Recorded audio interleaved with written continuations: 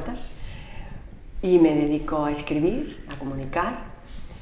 Soy filóloga y me especialicé en lingüística computacional, los procesos del lenguaje mediante la informática. Soy una gran aficionada de la investigación en la lengua y escritura ibérica y me gusta la investigación.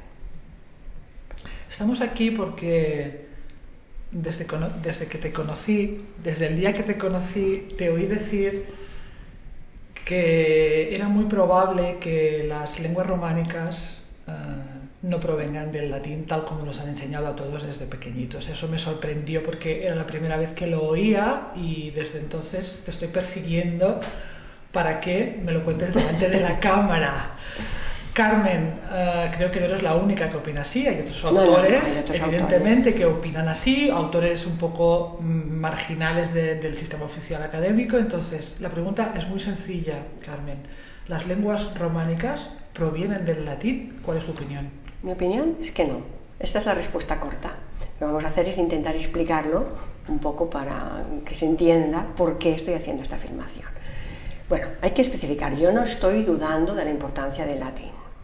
El latín fue muy importante, especialmente durante la Edad Media, porque fue la lengua escrita en media Europa, toda la Europa occidental, la única lengua escrita, la lengua de la cultura, sobre todo la lengua de la Iglesia. No es el único caso en que la lengua que se habla sea una y la escrita sea otra. Esto sucede muchísimo en todo el mundo. Por ejemplo, en el caso del chino mandarín, ¿habéis visto en las películas que todos los chinos van al mercado con una pizarrita? Esto lo hacen para entenderse, porque escriben todos el chino mandarín, pero en China se hablan más de 100 lenguas distintas. Lo mismo sucede con el árabe. Una cosa es el árabe clásico y otra cosa es todos los dialectos árabes, que también hay un montón. Entonces es muy normal que en un proceso de la historia haya una lengua que sea la hablada y otra que sea la escrita. Y eso mismo sucede, por ejemplo, entre el arameo y el hebreo, entre el copto y el egipcio. Entonces hay un momento en que la lengua latina desplaza a la lengua que se escribía antes, y la desplazan no los romanos, sino que la desplaza la Iglesia. Del mismo modo que la Iglesia oriental escriben en griego, la Iglesia copta, pues la Iglesia occidental escribe en latín. Entonces es la Iglesia quien desplaza la lengua anterior y no los romanos. ¿Por qué estoy diciendo esto? ¿Y cuál es esa lengua que se desplaza? El ibérico. Aquí, para nosotros es el ibérico. El ibérico, pero a mí nunca me hablaron en la no. escuela del ibérico. Ni en la escuela ni en la universidad. Parece que la lengua empiece con el latín. Exacto. Este es uno de los grandes fallos, es decir, cuando se estudia todavía en la universidad, no en las escuelas, estoy hablando de la universidad, la asignatura gramática histórica, se parte de que el latín es la madre de las lenguas románicas, entonces se hacen toda una serie de explicaciones bastante rocambolescas muchas veces de cómo ha podido derivar estas palabras que se vulgarizaron y se fueron degenerando para crear una lengua románica. Sin embargo, vemos que no es así. ¿Por qué? Vamos a ir explicándolo despacito. Es decir, cuando llegan los romanos a la península ibérica, aquí había una lengua perfectamente consolidada, una escritura perfectamente consolidada. ¿Qué se le podría llamar ibérico? Ibérico es la escritura ibérica, se conoce relativamente bien, no se ha descifrado, pero la escritura estaba consolidada como mínimo desde el siglo VI. Es decir, los primeros registros que tenemos en los plomos de Ullastret son del siglo VI, probablemente la escritura es mucho más antigua, porque no aparece así una escritura desarrollada de la nada, y sin embargo la podemos situar cronológicamente por el registro y contexto arqueológico. Es decir, nos están situando estos plomos en una cronología muy concreta, pero ya está absolutamente desarrollada la escritura. Entonces los romanos tardan 200 años en llegar. Y imagínate la situación. Llegan aquí primero los fenicios con un alfabeto. Llegan los griegos con un alfabeto, llegan los romanos con un alfabeto, y sin embargo la población autóctona sigue utilizando el ibérico. Y no solamente, el ibérico es una escritura semisilábica. ¿Qué significa esto? Pues que estructuralmente es mucho más antigua que un alfabeto. Un alfabeto utiliza una serie de signos para cada una de lo que conocemos por letras, para cada uno de los sonidos de la lengua, y sin embargo la escritura ibérica, que es semisilábica, utiliza un signo para una sílaba, es decir, tenemos un signo diferente para ta, te, ti, to, tu. Eso conlleva muchísimos más caracteres y por tanto es una complejidad añadida a la escritura. Y sin embargo, ¿la situación cuál es? Pues que en plena ocupación romana, cuando llegan los romanos aquí, el ibérico no solo no desaparece, sino que de hecho se expande. Tenemos evidencias de escritura ibérica importantísimo en zonas celtibéricas, por ejemplo el bronce de Botorrita y el bronce de Luzaga, entre otros. Son bronces escritos en escritura ibérica en una lengua que supuestamente no es la misma, es una lengua de origen celta, y eso conlleva dificultades porque no se adapta bien a su fonética. Entonces la pregunta es, ¿por qué se expande la escritura ibérica en plena ocupación romana?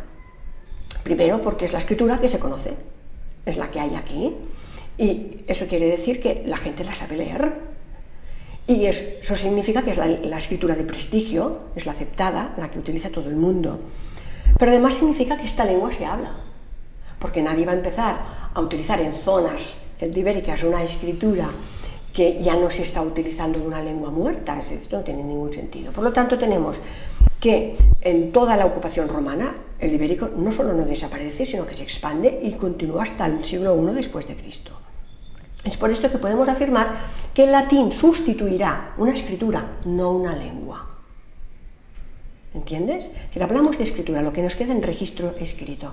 Esto no es la única vez que pasa, ha pasado muchísimas otras veces, ¿eh? Como hemos dicho, en el caso del arameo, el copto, es clarísimo lo que es la escritura en jeroglíficos en egipcio, solamente la utilizaban los...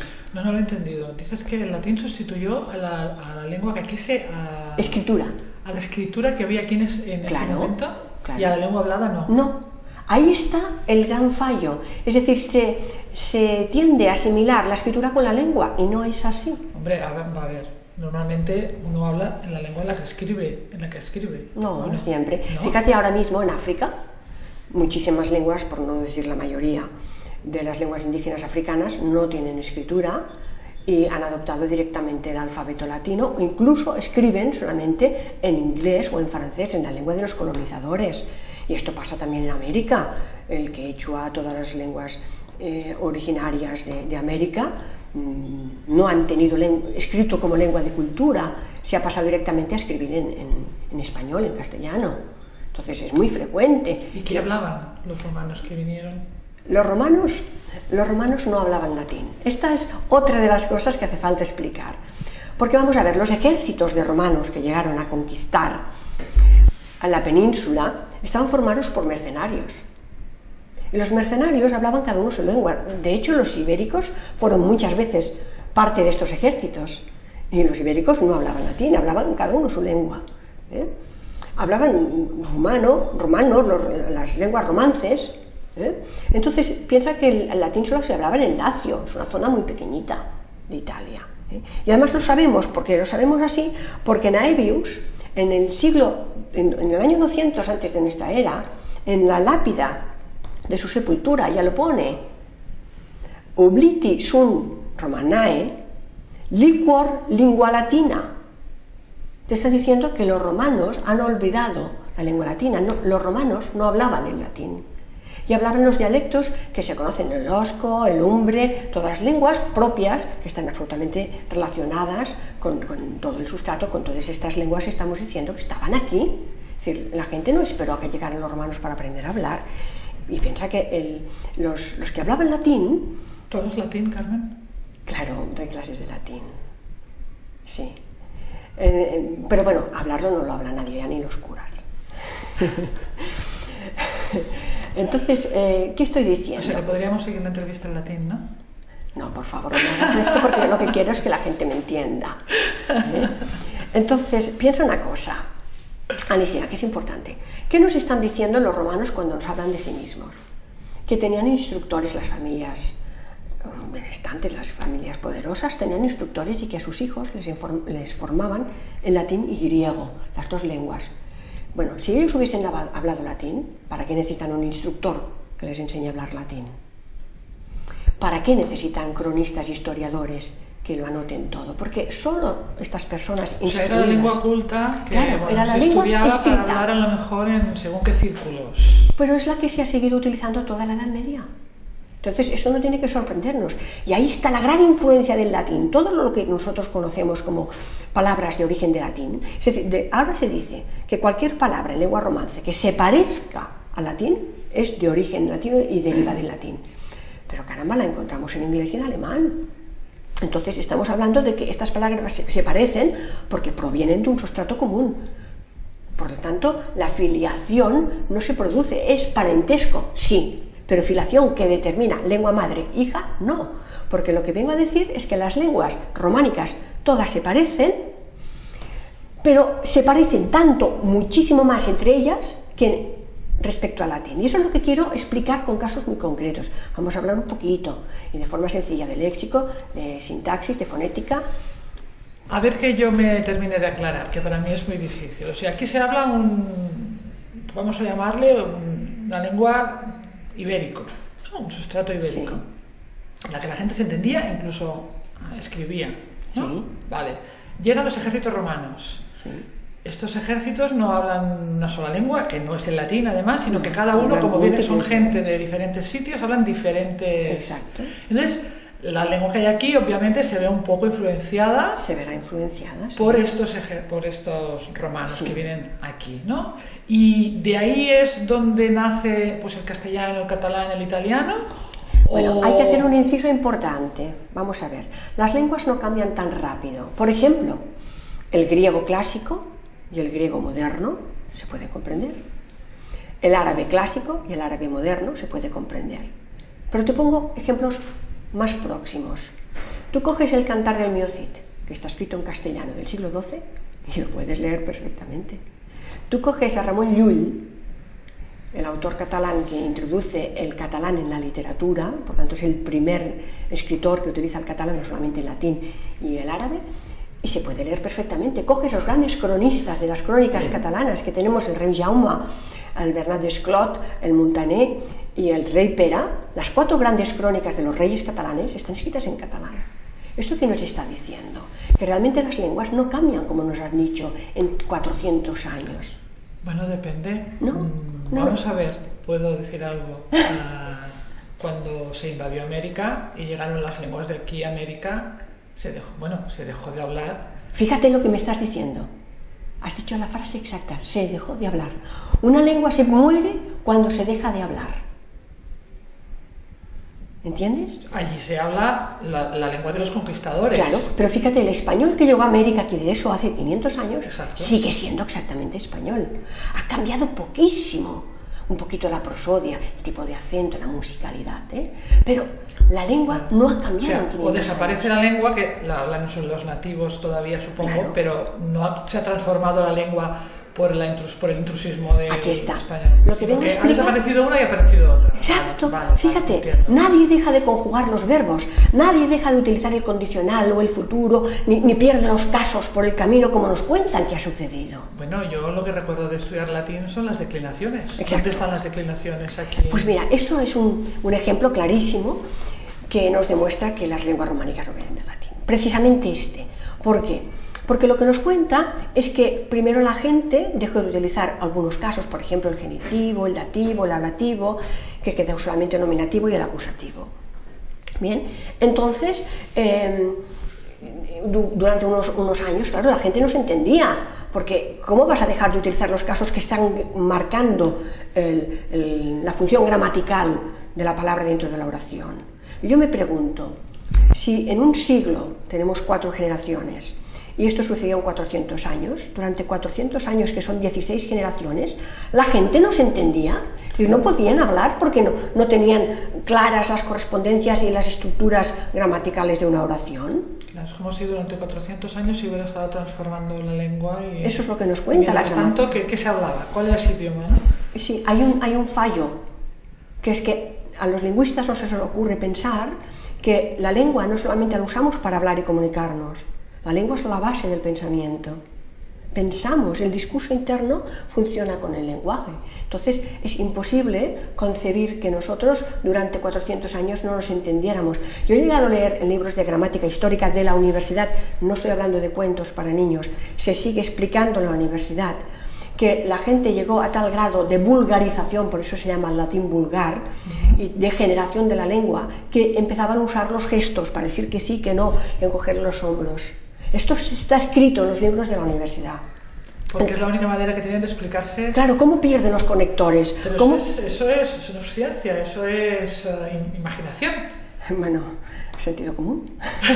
No, quiero decir, que expliquen esas historias, es decir, como no lo explicamos de otra manera, lo explicamos así. Fíjate, pero... lo más curioso, Alicia, es que esto que se nos vende como vulgarización sucede en todas las lenguas románicas y todas llegan a la misma solución. Es decir, se explica que la tendencia es a simplificar estas declinaciones hasta que desaparecen.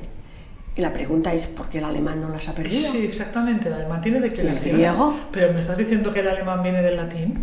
Fíjate una cosa muy curiosa, el latín está justo entre el alemán y nuestras lenguas románicas. Lingüísticamente y geográficamente hay una progresión. Entonces, lo que vengo a decir, y esto es una evidencia, es que no hay una tendencia natural a perder declinaciones por el camino.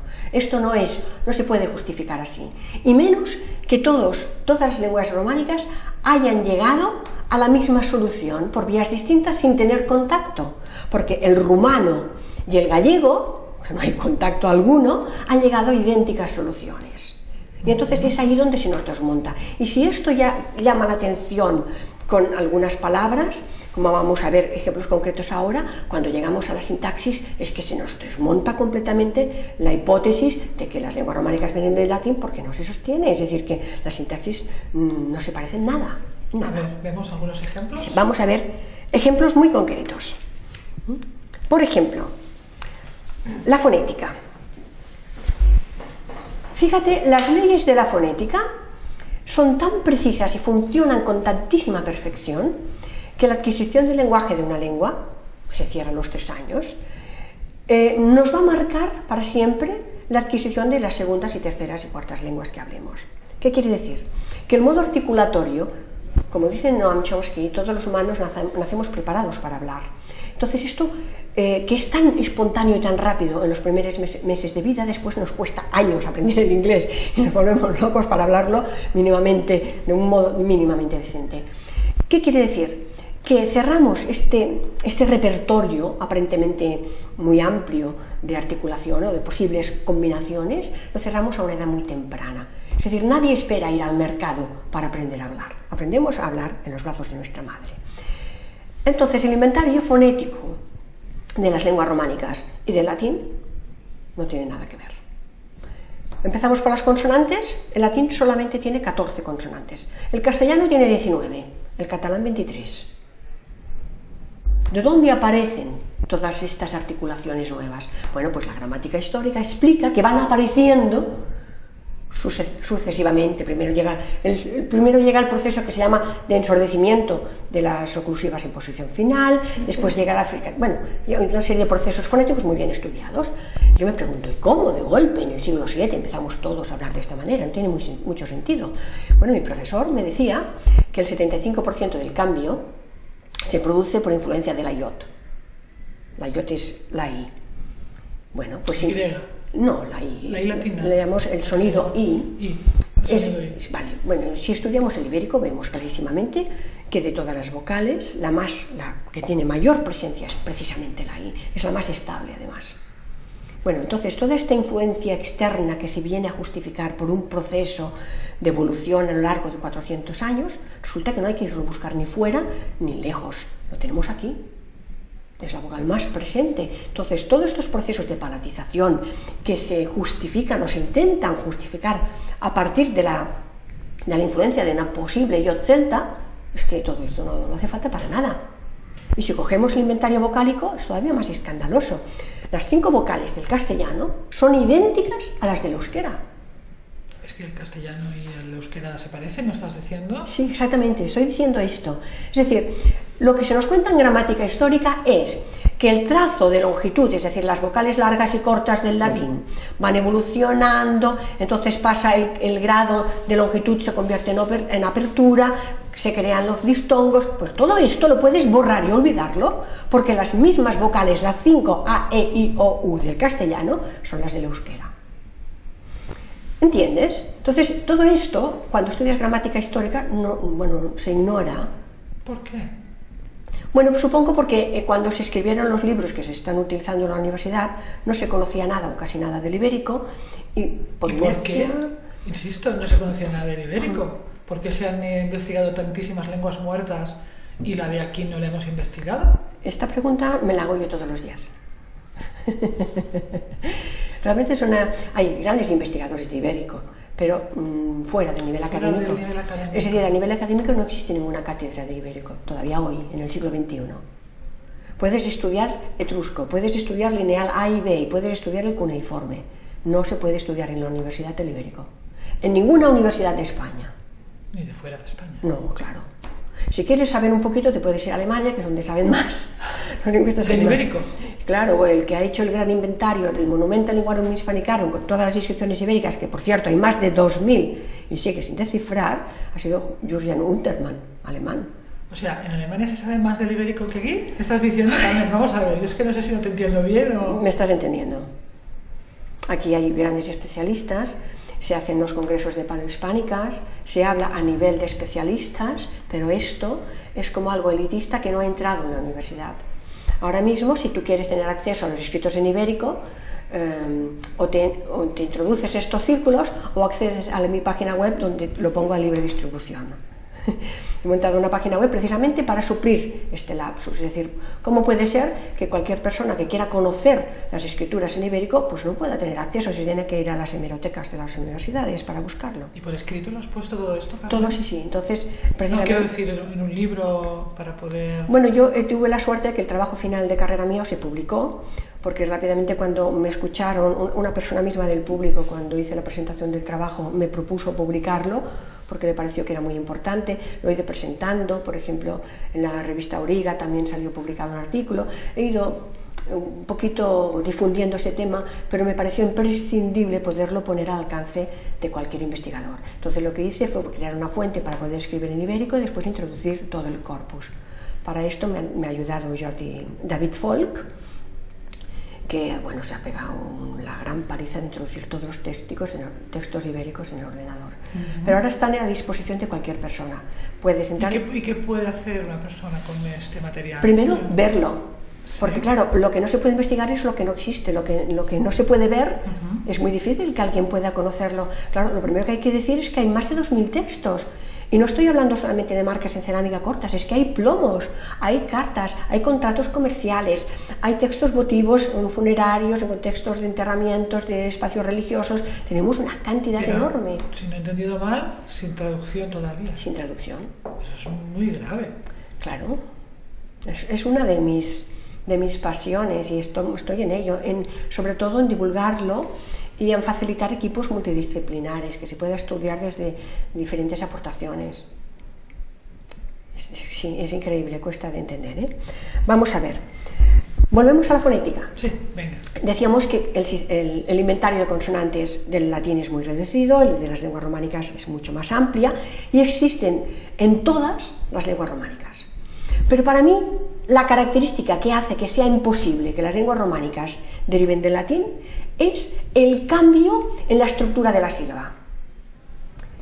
Me explico. La estructura del latín es siempre de sílaba abierta. Tienen la tendencia de hacer consonante con vocal. Las lenguas románicas no. Tenemos una tendencia enorme, y todas, otra vez coincidimos en la solución a la que se ha llegado desde el rumano hasta el gallego, a tener sílaba trabada, es decir, que acaba en consonante. Vamos a ver algún ejemplo en concreto, que además esto ha condicionado cuando se estudia la etimología de las palabras, que se hacen etimologías completamente equivocadas. Vamos a ver, cuando escuchas hablar una lengua, vas a un sitio turístico o te metes en el metro de Barcelona y oyes hablar alemán, y aunque no hables alemán, estás reconociendo perfectamente que es alemán. Reconocerás el ruso, el francés, el italiano, y aunque no entiendas, captas inmediatamente la prosodia, es decir, la música, el ritmo. Sí. Bien. El latín es una lengua que trabaja por un ritmo binario muy pautado. Fíjate que la poesía latina no tiene rima final como la nuestra, sino que está trabajando por ritmo, ¿eh? Así como el griego tiene mucha palabra esdrújula, el latín no tiene palabras agudas, nunca. Por esto no puede terminar los versos en rima sonante. ¿Qué hace? Cuenta el número de sílabas por un ritmo muy pautado de siempre palabras llanas.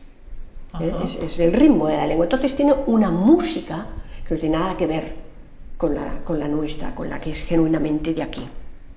O sea, si pudiéramos oír una conversación en latín, que no podemos, supongo, bueno, la música no nos sonaría a ninguna lengua románica. No la reconoceríamos. No sonaría ni a castellano, ni a catalán, ni a italiano. No reconoceríamos el latín. No, por la prosodia no. ¿La prosodia es esto? Sí. Vale. Tiene una música distinta, ¿vale? Entonces esto se produce a un nivel tan inconsciente. ¿Habría alguna lengua en estos momentos que tuviera esta prosodia? Como he dicho antes, se parece mucho más al alemán. Al alemán. Sí, y otra vez está en este punto. Pero el alemán es una lengua muy dura. Sí. Por decirlo de alguna manera, sí, desde nuestro punto de vista. El latín también, si lo oyéramos, sería una lengua más, dura. Por ejemplo, que el catalán. Fíjate que el catalán, cuando hablamos, situamos la lengua muy hacia adelante en la boca. Uy, esto a mí no. Muy claro. Cuando en castellano quieres imitar un catalán, ¿qué haces? Hablas así, estás situando la lengua, la entretienes en el paladar. Esto hacemos en catalán, es decir, situamos, no tenemos sonos ovulares, no tenemos la J del jamón, nosotros decimos yo.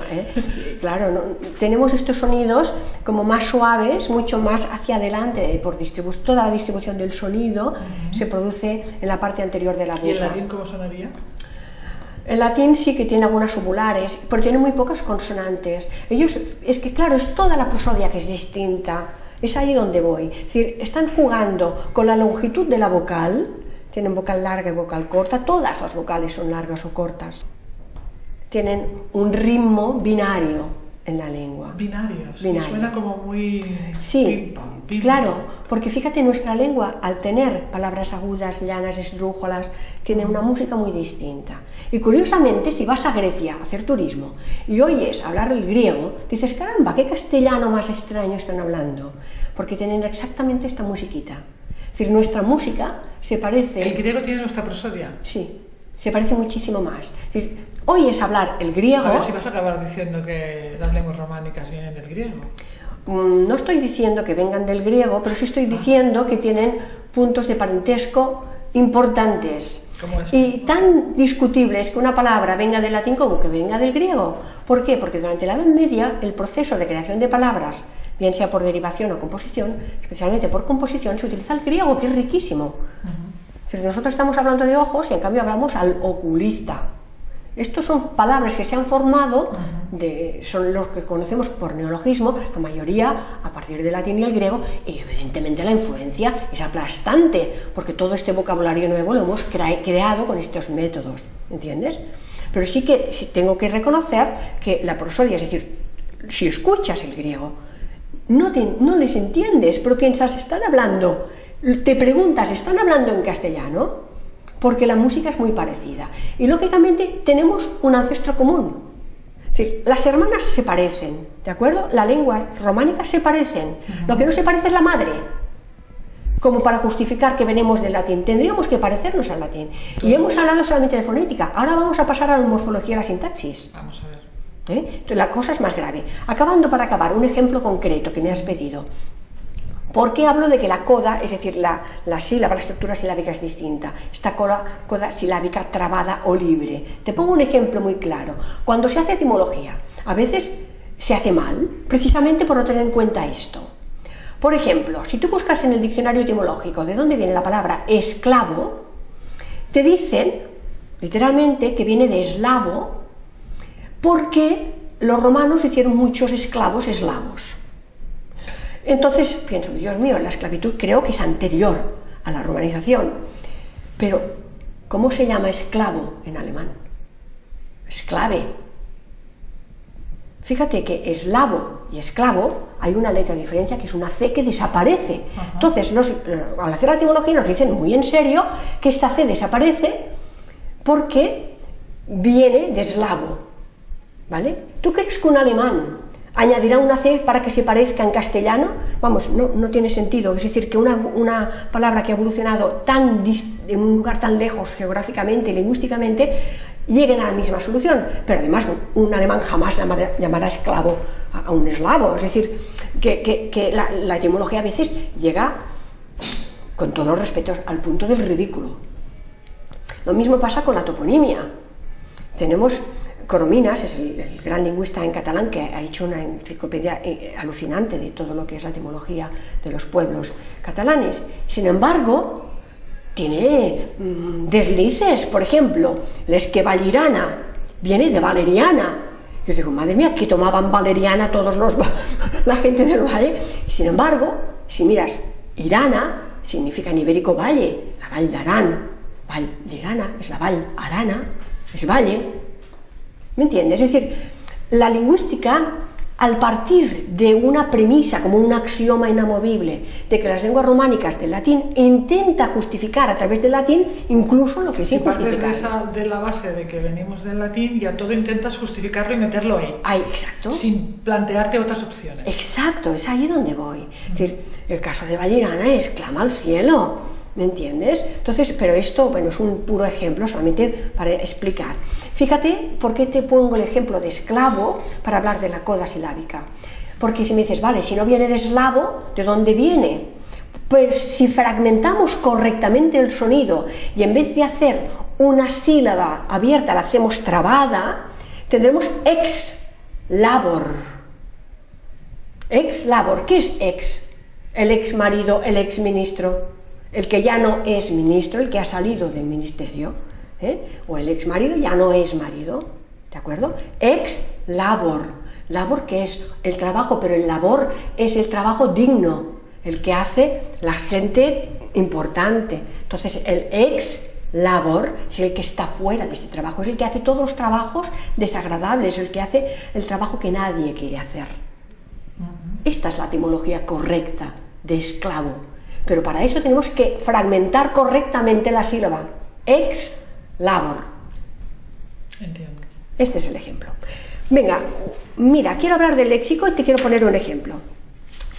Vuelvo, si las lenguas hijas se tienen que parecer a la madre, la cosa que mejor hicieron los romanos fue guerrear. Aquí nos tuvieron 300 años masacrando a la población con las guerras púnicas. Entonces sería bastante lógico pensar que todo el lenguaje relacionado con el campo semántico de la guerra sería absolutamente latino. Ajá. Si fuera verdad que los soldados que vinieron aquí, el ejército, hablaba latín. He traído aquí un libro de Yves Cortés, que también dice lo mismo que yo. Yves Cortés es otro lingüista francés que dice que le hace muchos años que ya defiende esta hipótesis. Sí, ya está muerto. También se le puede localizar bien por internet, pero no en círculos académicos todavía. Entonces este señor hace este análisis de los campos semánticos y vamos a ver qué pasa con todo el campo semántico de la guerra. ¿Cómo se dice, por ejemplo, tratado? En francés traté, en italiano tratato, en español tratado, en rumano tratat, en latín foendus. ¿Cómo se dice guerra?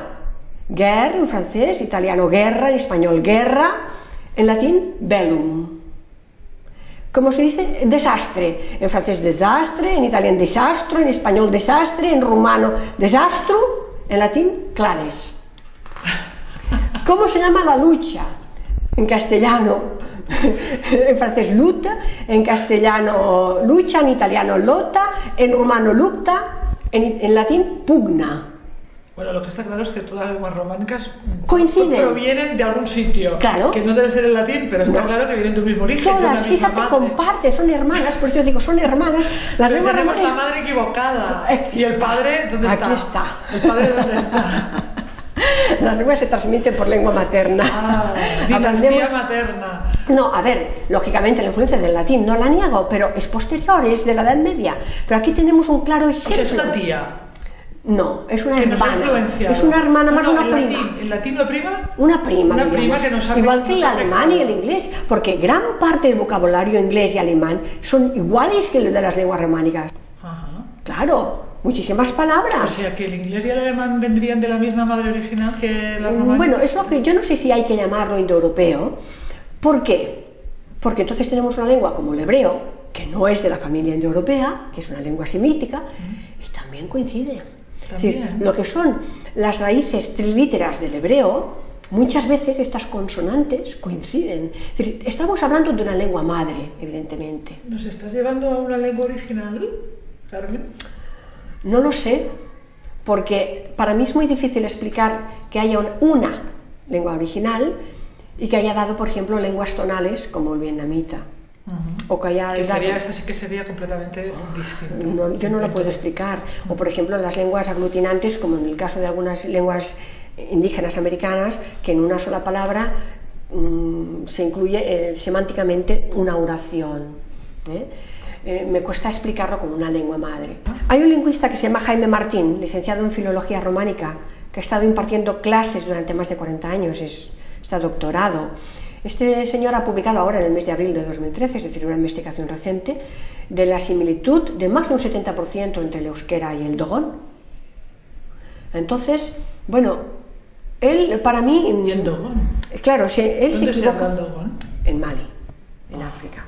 Entonces, para mí tiene un principio equivocado, es decir, él dice que viene del dogón. Yo no creo que venga del dogón, por una razón, y es porque, a ver, por el camino los dogones se han vuelto blancos. No creo que sea así. Además, el euskera está bien estudiado y genéticamente incluso el ADN se ha estudiado, es gente que está instalada en el mismo territorio desde hace muchísimos siglos. Lo que nos está dando una información importantísima, que es que hay un sustrato, hay una lengua madre ahí común de la que parten muchísimas otras, y ahí estaría no solo el dogón, estaría el berber, el tamazic, es decir, otras lenguas que tienen estructuras muy similares o como mínimo que hay un parentesco. Entonces, el latín sería una lengua con parentesco, pero lógicamente no puedes explicarla como filiación, es decir, no podemos decir que las lenguas románicas son hijas de una madre que es el latín, porque se nos cae, se nos destruye. Bueno, hay más ejemplos aquí, por ejemplo tendríamos otros ejemplos de todos campos semánticos distintos, el de la familia, muchos en que vemos clarísimamente que el latín precisamente es el que se desmarca. Es distinto, no las lenguas románicas entre sí. Tenemos, por ejemplo, el casco, el huérfano, el golpe, el galope, la matanza, la maza, el esclavo que hemos dicho, que en latín era servus. Es decir, la etimología, fíjate en el caso que he puesto de esclavo, se hace venir de eslavo, cuando esclavo en latín se llamaba servus. Claro. Más claro el agua. Bien, pasamos a la morfología rápidamente para no aburriros. Deciros que el latín no tiene artículo. Todas las lenguas románicas lo han desarrollado. ¿El latín no tiene artículo? No. Ah, pues nos lo inventamos, ¿no? Pero el camino bueno, te hacen decir, la explicación oficial es que viene... Ni demostrativo ni de ningún tipo. Bueno, tiene algunos demostrativos, vale. Entonces te dicen que el artículo viene de una reducción de ilus y la ilum, ilet y la ilum. Entonces esta es la explicación oficial que se sigue dando en los libros de gramática histórica. Pero si fuera el único caso te diría que vale. Pero entramos en los pronombres. Las lenguas románicas, y también todas, coinciden en que los pronombres se utilizan con preposición. En latín no. Ajá. Tenemos también unos pronombres muy interesantes, en castellano no existe, pero sí en catalán y en francés, que son el i y el en, yo hi vaig, yo en vinc, je vais, je en viens, que no existen tampoco en latín, también los encontramos en griego, por cierto. Ni en castellano. No, en castellano en este caso no están. Piensa que el castellano también tiene una influencia enorme del árabe. Del árabe. Aquí estuvieron 800 siglos y a pesar de todo no hablamos árabe. Y también tengo que decir que los mozárabes, que nadie sabe muy bien lo que es porque se habla de los mozárabes para justificar todo este periodo del que no sabemos nada hasta que no se puede hablar propiamente de lenguas románicas. Desde que dejamos de hablar del ibérico se habla de mozárabes. Coges el mozárabe y lo puedes leer perfectamente. El mozárabe es lengua románica. ¿Ah, sí? Sí, se entiende muy bien. Tiene influencia del árabe. El castellano tiene un 20% de palabras. Palabras, no estructura, que es ahí donde vamos. La estructura profunda, lo que es la morfología, la sintaxis, no se puede traspasar de una lengua a otra porque es el sistema de conexiones neuronales que utilizamos para los procesos. De conexión mental, de alguna manera. Exactamente. Piensa que nuestra lengua Puedes añadir palabras, quitar palabras, algunas y no todas. Algunas, y no todas, y hay pero la unos. base, el esqueleto, digamos, es lo que no puedes no puedes modificar. Luego ya es otra lengua. Exacto. Y eso es importantísimo esto que acabas de decir, porque mira, el castellano, el catalán, las lenguas románicas, son de núcleo verbal. No podemos construir una oración sin verbo. Y la información está en el verbo. Sí. El inglés, ¿no? El inglés es una lengua de núcleo por satélite. Me explico. Que ya te veo la cara. Por ejemplo, nosotros hablamos de entrar, subir, bajar. Cada vez necesitamos un verbo muy específico para indicar el movimiento. Un inglés dice get, get in, get off, get through.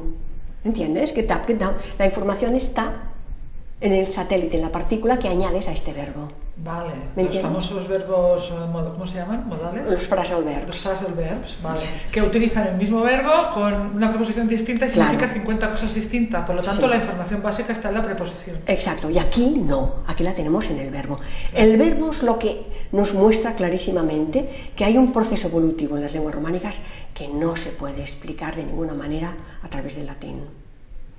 Mira, el latín utiliza forma analógica, quiere decir, hay un lexema con unos sufijos y así te forman la pasiva y te forman todos los tiempos verbales. Las lenguas románicas tienen una tendencia enorme para las perífrasis, quiere decir tiempos compuestos. En latín no existen. ¿Bien? La lengua latina utiliza enormemente la voz pasiva. Nosotros no. Nosotros no, pero el inglés sí. Es decir, las oraciones de infinitivo, que es el hueso de los estudiantes de latín, y la voz pasiva del latín se parecen 1000 veces más al inglés que a las lenguas románicas. En inglés tú dices, you want me to help you. Estás utilizando un acusativo con un infinitivo. Esto es la oración de infinitivo latina. En castellano no hablamos así. Yo lo que recuerdo de cuando estudiaba latín era el orden de las palabras. Bueno, que yo decía, cuando traducías literalmente una frase en latín, decías, pero si está al revés, nosotros no lo decimos así. Exacto. ¿Cómo es posible que hayamos degenerado tanto y llegar a hablar de esta manera que no tiene sentido? Claro, se parece más en este caso al orden que utilizan el inglés. Sí, sí, sí. Incluso el orden del adjetivo y el complemento delante del nombre. Es decir, un inglés te dice Sylvia's mother, la madre de Silvia, como en latín, te pone el complemento delante. La tendencia clarísima del orden de los constituentes que tenemos nosotros, de sujeto, verbo, objeto, en latín no tiene nada que ver porque el verbo tiene una tendencia al final. Es decir, el foco, el zoom que hace la mente del latín siempre va hacia atrás y nosotros empezamos al revés. Tenemos que tener primero una visión de conjunto para ir centrando. Eso que te está hablando de que todas las conexiones mentales, es decir, esta lengua que utilizamos para pensar, tiene una estructura distinta, ni mejor ni peor, distinta. Pues yo sigo sin entenderlo, si es tan obvio. ¿A qué quizás, obrera se le ocurrió que venía? Bueno, porque como no se cuestionaba. Pero alguien tuvo que decirlo por primera vez. ¿Por qué se escogió el latín? Pues igual podrían haber dicho que... Es que fue la Iglesia la que determinó que el latín fuera la lengua escrita, igual que la Iglesia oriental se decidió por el griego, la lengua de la Iglesia occidental ha sido el latín. Entonces no se cuestionó. Porque, sí, por supuesto que... Bueno, ¿qué se ha estado haciendo? Es decir, se acoge un texto medieval escrito en latín, entonces de golpe aparece un trazo de articulatoria, por ejemplo, en que salen fricativas, entonces se dice, en este siglo aparecieron las fricativas, porque lo que está indicando esta confusión a la escritura de la persona que está escribiendo es la lengua que habla la persona que está escribiendo. Pero eso no quiere decir que el trazo apareciera, la característica... unos cuantos vecinos y dijeron, este año nos toca introducir las fricativas, ¿no? Bueno, más o menos así. ¿No? Claro, bueno, ya lo ves. Ahora te parece gracioso, pero esto se sigue explicando muy en serio en la universidad. Se sigue explicando así. Venga, el verbo. Cosas que no existen en latín. El condicional no existe en latín. Tampoco existe en inglés. Pero todas las lenguas románicas tenemos condicional. Para hacer condicionales en inglés tienes que usar los modal verbs, eso es tan complicadísimo, que es el could, would, should, todo esto, que entra en el matiz sutil que hace precisamente que nunca sabes lo que piensa un inglés, porque te dice, si mañana no llueve, haremos barbacoa, y tú te presentas porque hace sol, y como ha utilizado un might, pues resulta que aquello que no quería decir que iba a haber barbacoa de verdad. Entonces nosotros decimos, mañana haremos barbacoa y todo el mundo se lo cree, ¿eh? Porque estamos utilizando un verbo preciso para esto, ¿eh? Si no lloviera, bueno, si llueve, yo no cantaré, o cantaré si no llueve, entonces nos lo creemos, tenemos un verbo específico, un tiempo. Está muy claro, muy claro. Condicional está muy claro. Y en inglés no, ¿eh? En inglés son muy educados, siempre queda muy bien, pero resulta que después no hay barbacoa. Pero al día siguiente tienen que llamar, pues, ¿hay o no hay? Exacto, entonces ellos del momento te han invitado, ¿no? Bueno, esto es una broma, pero sí que es claro que, por ejemplo, la formación del futuro, nosotros formamos el futuro a partir del infinitivo. En latín no, se forma con un sufijo, el vir, para la primera persona vo, pero otra vez coincidimos con todas las lenguas románicas. Es decir, podría ser una deformación que hemos hecho aquí, porque la explicación que se da es que se forma a partir del infinitivo más. Bueno, si se forma a partir del infinitivo más, estamos yendo a las perífrasis, que es el modo por antonomasia que tenemos los de las lenguas románicas para formar los tiempos verbales. Nos encantan las perífrasis verbales, ¿eh?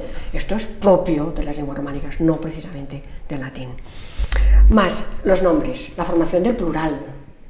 El latín cada declinación forma el plural de una manera diferente, las lenguas románicas no.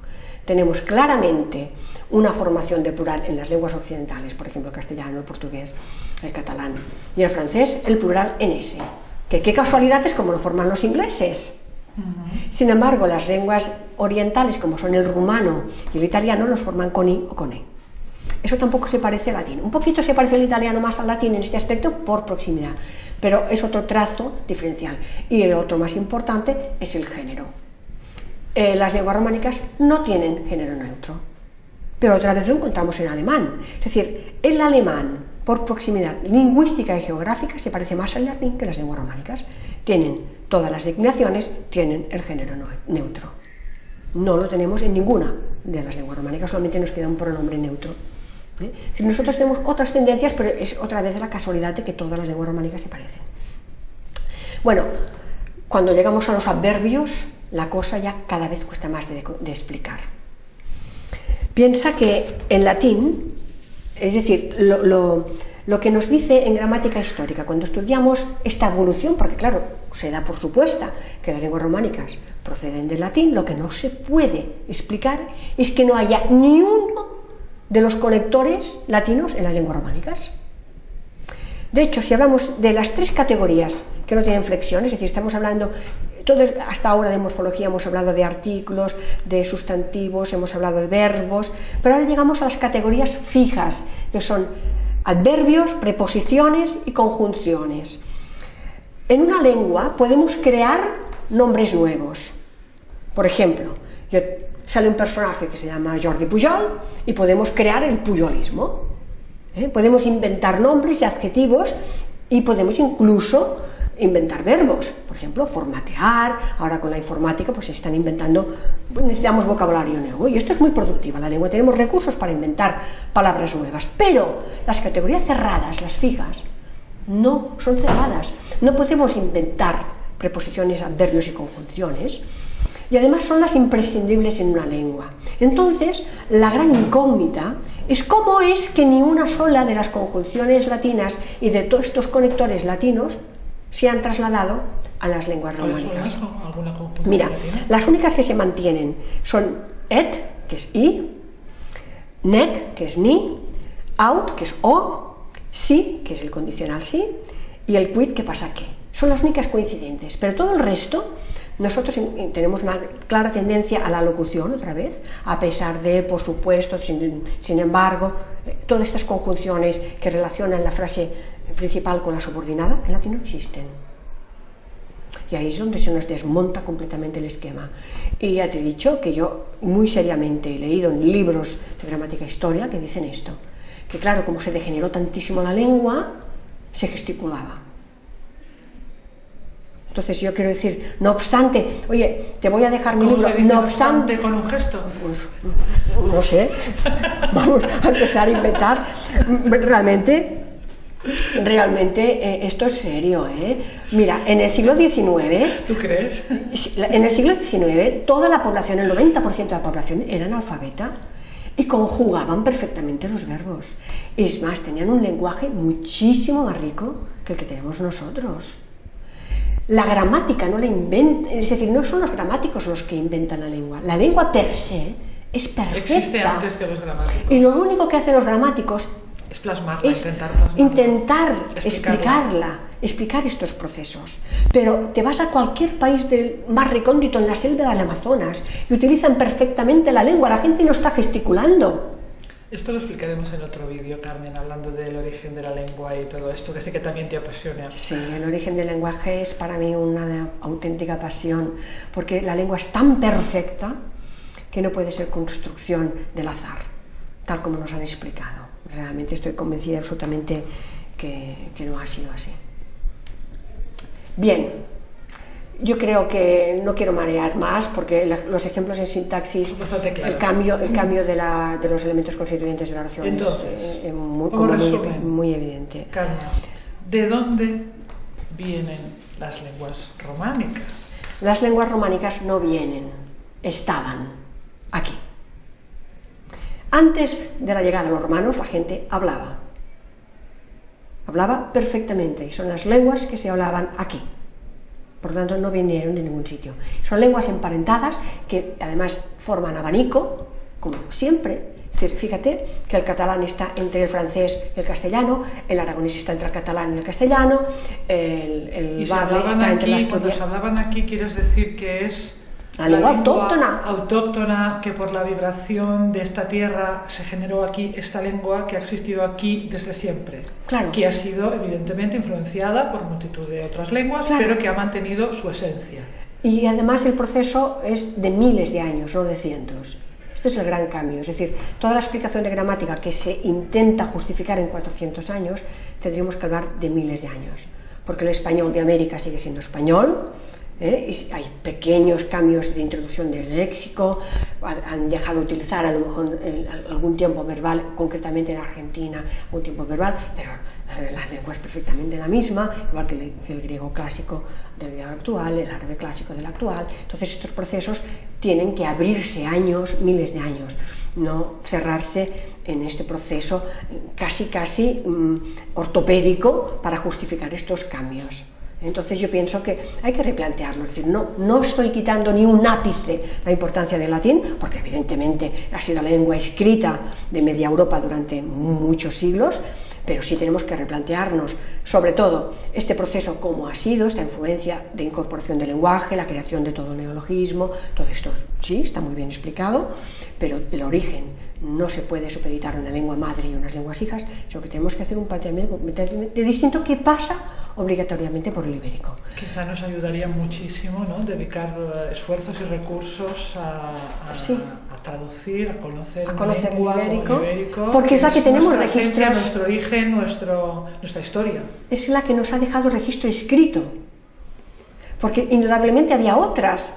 El euskera, que probablemente están emparentadas, había otras lenguas, había el lusitano, el celtibérico, había otras, pero la que nos ha dejado el texto escrito y en abundancia, en todos los contextos, en toda clase de soportes, en plomo, pero también lo hemos encontrado en cerámica, en cobres, es decir, estaba en todos los contextos del entorno sociales, porque la gente no solamente la utilizaba, no era algo exclusivo de una casta de escribas, sino que si una mujer tiene unos signos de escritura ibérica en las fusayolas, en su telar, en los pesos de su telar, es porque está la escritura absolutamente integrada en la sociedad. Entonces yo pienso que la clave en estos momentos está en descifrar la escritura ibérica y nos va a aportar una información que nos cambiará completamente el paradigma.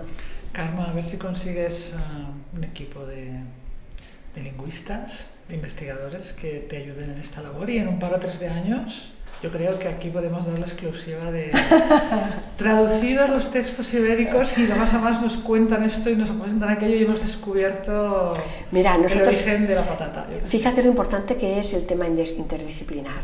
Hemos colgado el signario ibérico con David Folk para libre distribución, y ha salido un informático, estos cracks de la informática que en un momento te hacen lo que nosotros tardamos meses, ha conseguido montar un buscador para localizar secuencias de caracteres iguales. Entonces, en un plis-plas literalmente, en segundos, haces lo que los gramáticos tardan años, en ir buscando secuencias que se parecen en diferentes textos. Esto ahora lo puedes hacer en un ordenador porque tenemos todo el inventario de textos, todo el corpus que se llama introducido, haces una búsqueda y en segundos te da todas las referencias donde está la misma secuencia de caracteres. Entonces estás en el camino ya. Estamos en el camino, pero necesitamos esta suma de gente que trabaje disciplinas para poder hacerlo más Yo fácil. pienso que es importante que en un equipo haya gente que conozca griego, gente que conozca euskera, que lo hable bien, que sea escaldún, gente que sepa manejar procesadores informáticos, es decir, de gramática computacional. Entonces, esto puede favorecer muchísimo el desciframiento. Eso es nuestro gran reto en este momento, pienso yo. Eres una pionera, Carmen, ¿sabes? No, hay gente que está haciendo gran trabajo. Lo que pasa es que a mí me divierte, me apasiona y pienso además que puede dar mucho de sí, que es algo que va a cambiar el paradigma. ¿Quieres añadir algo más? Está todo dicho.